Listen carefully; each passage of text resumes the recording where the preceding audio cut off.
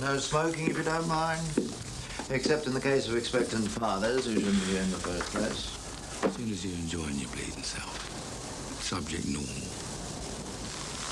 Now, if you cast your minds back a few months, you may have fond memories of filling these in. Your completed application forms, T-rings and all. So just sing out when I call your names. And I can put a face to each of you. Walters, Kennington Oval. Here. If any of you wishes to call me sir, I shall try not to be offended. Staveley, Dulwich. Yes, sir. Constantine, Notting Hill. Yes, sir. O'Reilly, Kilburn. Here, sir. Campion, Kentish Town. Yes, sir. Matthews, Stepney. Sir. Weller, Gunnersbury Park. Present and correct. Margolis, Kingsbury. Yes, sir. James Clapham. Yes, sir. Osborne, Balham. Sir. Terrific. You all know your own names. My living shall not be in vain. Now, my name is Mr. Burgess. No applause, please. And this little chat is known as your acceptance interview, which means that you are now, starting today, officially on the knowledge, which, by a remarkable twist of logic, brings us to question number one. Namely, what exactly is the knowledge? Well, all it is really is boning up in your head all the macaroni about... Thank you, Mr. Weller. That was known as a rhetorical question. I know what the knowledge is. In other words, I tell you. In other words, you keep your mouth shut and listen. You might learn something. Namely, what exactly is the knowledge? I knew what it was, all right. The next greasy step on the treadmill. Like everything else, with a bunch of greens dangled in front of your hooter. Well, I tried everything else in my time, hadn't I? Gordon Weller, the cowboy of Wild West Free, cowboy plumber, then cowboy electrician, then cowboy carpenter, then since April, cowboy kitchen installer. And I made a right cow out of all of them. 3 cocked-up kitchens later, I thought, hang up your boots, cowboy. Let's find a cushier number, shall we? E.g., charging Arabs 15 quid for a taxi ride from London Airport. God, you idiot! It's all right, love. Do you know your floor's not level? As laid down by the London Hackney Carriage Act of 1843, all the knowledge means is that you commit to memory every street within a 6-mile radius of Charing Cross. Every street and what's on every street. Every hotel, every club, every hospital, every department store, every shop, government building, theatre, cinema, restaurant, park, art gallery, church, synagogue, mosque, etc., etc., etc., and etc. Every building or amenity in public use, you name it, you've got to know it. Now, this is your Bible. It is called the Blue Book. Probably why it's colored pink. Now, don't ask me why pink is called blue. Bit like life, in a way. On page number 1, you will find a list, what we call a page, of routes which we call runs. Now, run number 1, page number 1 is Manor House Station to Gibson Square. Manor House is the starting point, Gibson Square is the finishing point. Not that anybody has ever wanted to go from Manor House to Gibson Square, but you have to know how to. So far, piece of pudding. Except for one little thing. There's not one page, there's 26. Not one run on each page is 18. So that's 468 runs altogether. Which means that the amount of macaroni you have to bone up in your head, Mr. Weller, is a grand total of approximately 15,842 streets and the few thousand buildings on those streets. By heart. Now, don't blame me. Knowledge goes back 350 years, slightly before my time. It was started by decree of the Lord Protector, one Oliver Cromwell. Trust that bastard to have something to do with this. In my case, the knowledge went back to the day I was born, into a family of cab drivers. As a kid, I thought all cars were black with only one seat in the front. Even now, Sunday afternoon at my house was like Oxford Street during the kipper season. My granddad used to be a cabbie. My old man still was. And my father-in-law. And my two brothers. You were a Margolis, you were a cabbie, right?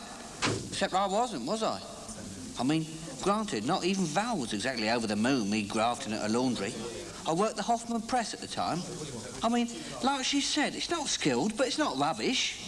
But my family reckoned it was. Like I was breaking the Margolis tradition, like I'd married out or something. Val said I shall punch him in the mouth. I'm not a violent man. I come on the knowledge instead. To become the best Margolis that ever pushed a cab, right? Better than a lot of them. Now, if you think you can master the knowledge, sat in your own front parlour with your blue book in one hand and your girlfriend in the other, accepting your presence, Miss Staveley, watching Liverpool win 1-0 in the last 3 seconds of match of the day, thank you, good night, and God bless, because you can't. There are knowledge schools that will guide you. But the only way to learn the knowledge is by climbing onto your bike and doing the sod. Every single street of it. There is no other way. And I'll tell you a little secret. 7 out of the 10 of you sitting here today will never make it. Everybody happy? Happy? Always have been, mate. I could write a bloody book on happiness. Cheapest book on the market. Bound to be. There'll be no bleeding pages in it. Oi! Get your finger out, Noddy. Car's depreciating the wet. I've been depreciating since I was born, mate. And I was worth sod all then. Shan't be a minute, sir. Put him in his place. Happy at my work. Happy at home. Lillian did competitions. Spot the ball, place in order the best features of the latest Ford Fiesta, crosswords by the 1,000. And she hadn't a clue. Never won nothing. And she reckoned I was a disaster. That's how I got my nickname, wasn't it? Titanic. She hadn't spoken to me since her honeymoon, 17 years previous. She never said why. Now, just in case you're all having too good a time, one last thought. On page 2 of your forms, you answer the following 2 questions, which are deliberately in heavy black type. 11A. Have you ever been convicted of any offence or been bound over? 11B. Are you the subject of any outstanding charge or summons? All of you answered no. All of you told the truth. Because we've checked, as we always continue to do, right through your career as a cabbie. If you ever have one, that is. So, if your hobby is mugging old ladies, or driving a vehicle with a gallon of martinis inside you and a cherry on your head, go into politics, not cab driving. Because one conviction ever, you're back in the bus queue. Right. Now, the knowledge sounds impossible. It just. Otherwise, there'd be no such phenomenon as the London cabbie. It is true that no taxi driver in no other city, in no other country in the world has to know a fraction of what you have to know. Not many brain surgeons either. But there we are. That's how we built an empire. And, no doubt, how we knock the bleeder down again. We live, we learn. What we, in our ignorance, call knowledge. Now, The next What item... the hell was I letting myself in for? I mean, I was only doing it for Janet, wasn't I? She'd got this mental attitude sort of thing. No job, no nothing, not even living together. I mean, the acrobatics fellas go through just to, you know, get their end away and that. Now that's knowledge. We live, we never bloody learn. Until then, the highlight of my day had been meeting Janet for a dinner break. Well, edited highlight really, she didn't get long. Home time, I'd do an action replay and meet her again. All morning with nothing to do but wait till 12:30 and all afternoon waiting for 5:30. It was like I was a baby still on the breast, waiting for me next feed. All I had was Janet. That's all I wanted. She loved me and all. Let me get out of the bloody gates. The only place we could be on our own was her dad's garage. You see, I was banned from her mum and dad's flat, and she was banned from mine.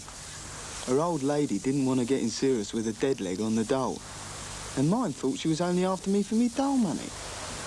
Then, one night, Janet's sister, Margaret Louise, caught us discussing the American involvement in Cambodia.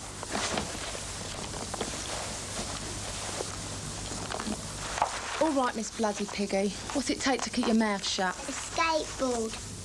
There was one advertised second-hand in the evening paper, house up Pentonville way, which is how we came to wander in the Knowledge Boys' caff that day, and how I came to be here, now, wishing I wasn't. Now take these back to the young lady at the appointments window. She will book your first appointment, which means your first test. So it isn't called an appointment. Come to that, it isn't called a test either. It's called an appearance. Funny old world we live in. Now that first appearance will be in 56 days' time. Your next one 56 days after that, and so on. Eventually, if you're still with us. It will be every 28 days, finally every 14. How long it takes you before you get your license and your pretty green badge is up to you. And, no doubt, God. If you're a genius, it might take a year. On the other hand, it might take 2, or 7, or 10. If it looks as if it's taking longer than that, I should pack it in and have a go at ballet dancing. Any questions? In that case, thank you and good luck. Mr. Weller. You didn't quite tell the truth, did you? You're not averse, I noticed, to standing on your accelerator. Sorry. November 18, 1966, Brixton Road, 45 miles per hour. 1966? I wasn't even bloody born. I told you we'd check. Watch it.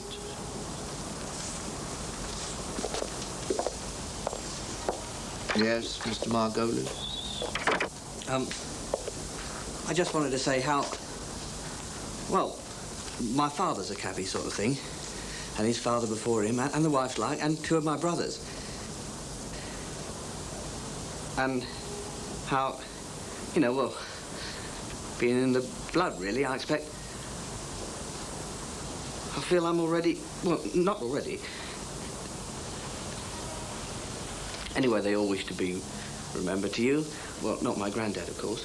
And to pass on their very best wishes. Mr. Margolis, passing the knowledge is different from everything else in the world. It's unique. It's not who you know, it's what you know.